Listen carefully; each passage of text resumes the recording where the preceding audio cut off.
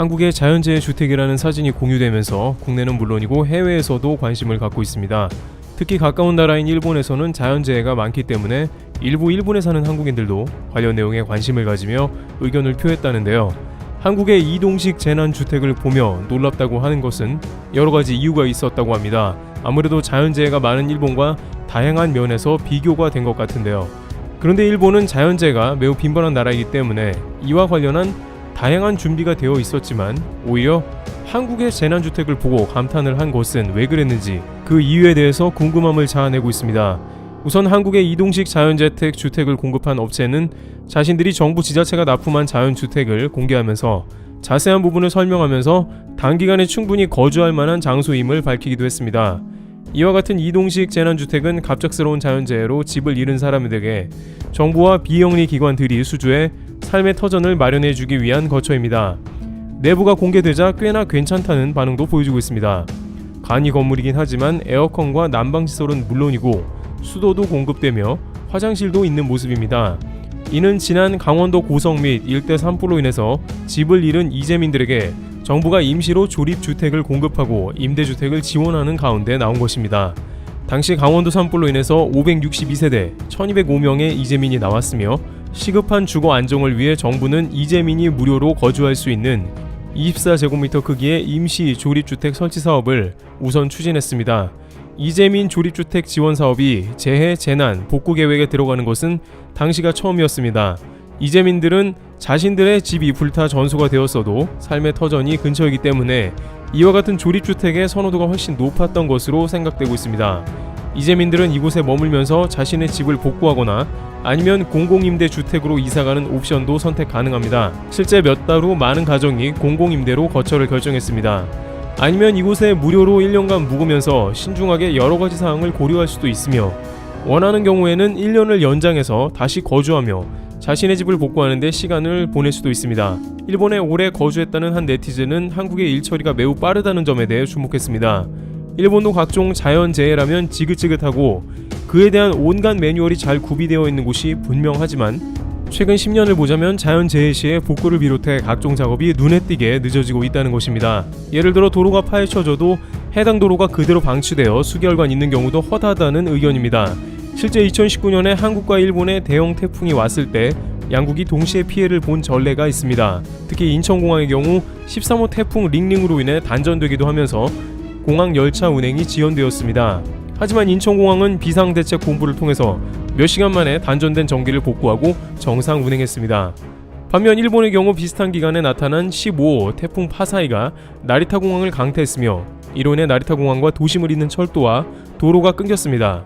그러나 복구가 안 되었고 무려 13,000여 명의 승객이 나리타 공항에 노숙을 해야 하는 일대 혼란이 생기며 발이 묶였던 상황이 연출되고 만 것입니다. 당시 일본 언론은 나리타 공항이 외딴 섬같이 되었고 승객들은 며칠간 탈출도 하지 못했다고 전했습니다. 인천공항과 나리타 공항 모두 아시아를 대표하는 허브 공항으로 유명했는데 이렇게 재난 상황에서는 극명하게 차이가 갈렸다는 평가가 나옵니다. 심지어 나리타 주변에 피해가 컸던 치바 지역에서는 약 한 달 동안 전기가 제대로 공급이 되지 않았고 도로 복구도 되지 않아 주민들의 불편이 이어졌습니다. 그때만 해도 코로나가 없었고 도쿄올림픽 준비가 한창인 시기였는데 많은 일본의 시민들은 나리타 공항이 이렇게 복구가 늦는다면 도저히 올림픽을 치르는 게 불가능하다며 우라통을 터뜨렸습니다. 일본 소식통에 따르면 일본의 자연재해가 매년 더욱 심해지는 국면도 있는 데다가 동일본 대지진 등 해마다 중앙정부에서 집행하는 재난 관련 비용이 기하급수적으로 늘어나고 있는 상황이라고 전합니다. 또한 이런 자연재해 상황에서 때로는 중앙정부와 지방정부 둘 중에 누가 자금 집행을 하는가 하는 문제도 발생해서 서로 제대로 협의가 안 되면 일부 도로나 철도의 복구가 하염없이 지연되는 면도 생기는 것이죠. 게다가 일본 정부 소유였던 도로나 철도 등이 민간으로 바뀌면서 복구가 늦어지는 부작용도 더해졌습니다. 한편 자연재해가 생기면 부실한 숙소를 제공하는 것도 일본 지역사회에서 적지 않은 문제가 된다고 지적받습니다. 한국에서도 어느 정도 알려진 임시용 골판지가 제공돼 칸막이나 침대 등으로 이재민이 활용하고 있습니다만 냄새도 그렇고 내구성도 떨어지기 때문에 장기간 이재민들이 활용하기에 매우 부적절하다는 것입니다. 그렇지만 이러한 골판지 대기소는 올해에도 등장하며 여전히 불편을 자아내고 있다는 소식이 들려옵니다.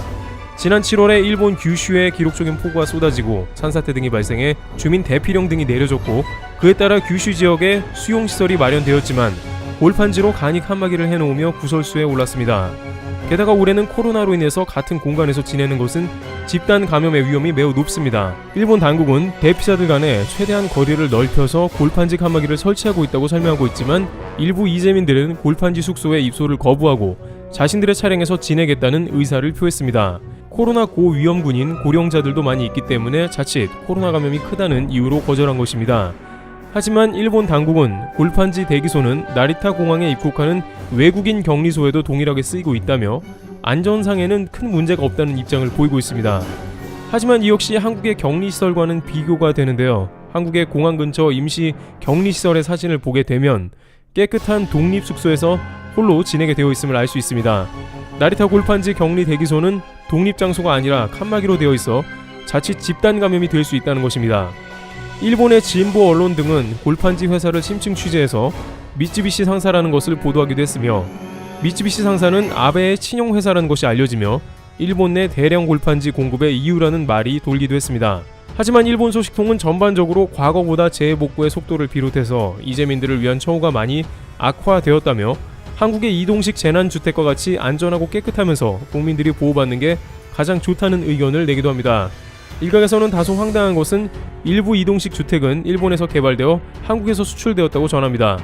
일본은 각종 재해로 이러한 이동식 주택이 예전부터 필요했고 개발되었는데 정작 자연재해에 잘 써먹은 게 한국이 아니냐는 볼멘 소리가 나온다는 것입니다. 또한 일본에서 각종 이동식 주택을 개발해 놨지만 각 부서별로 처리 매뉴얼이 다르기 때문에 행정 처리가 늦어 골판지 같은 간이 장치가 아니라 주택이라면 비용 집행부터 해서 모든 처리가 상당히 늦어지며 한국과 같은 신속한 처리는 사실상 불가능하다는 것이죠.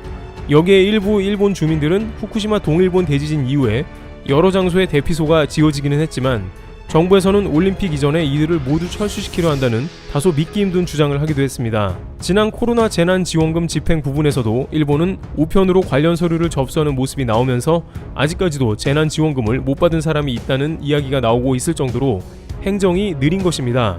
고노다로 방위상은 이번에 행정개혁 담당상으로 부임했지만 정부 행정의 디지털화는 둘째치고 당장 서류에 도장 찍는 문화를 없애기 위해서 6개월 이상 관련 부서와 협의를 해야 하는 실정입니다.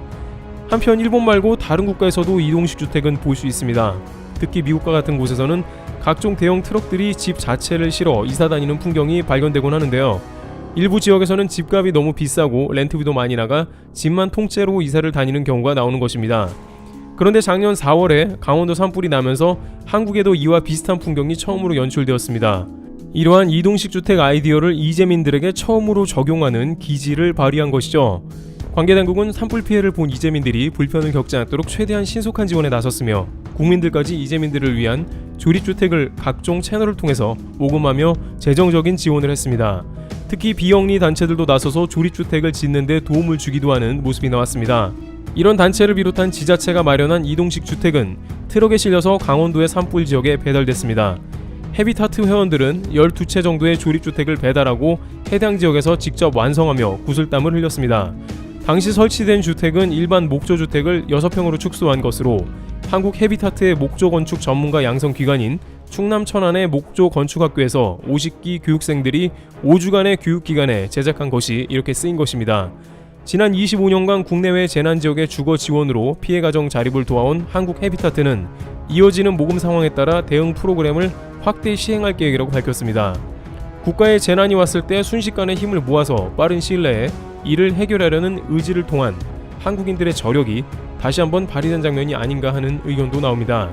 이러한 맥락 가운데 일본에서도 한국이 자연재해를 복구하고 회복하는 저력이 있다는 말도 나오는 것이겠죠. 이처럼 최근 한국에서는 기후변화 등 여러 원인으로 야기된 각종 자연재해가 이어지고 있는 상황입니다. 특히 코로나로 인해 2020년은 그야말로 국난 극복을 끊임없이 해나가야 하는 상황에 이르렀지만 역시 한국 특유의 빠른 회복력과 국민 단합 등으로 극복해 나가고 있으며 경제도 선방하고 있습니다. 트래블 튜브 여기서 마치겠습니다. 감사합니다.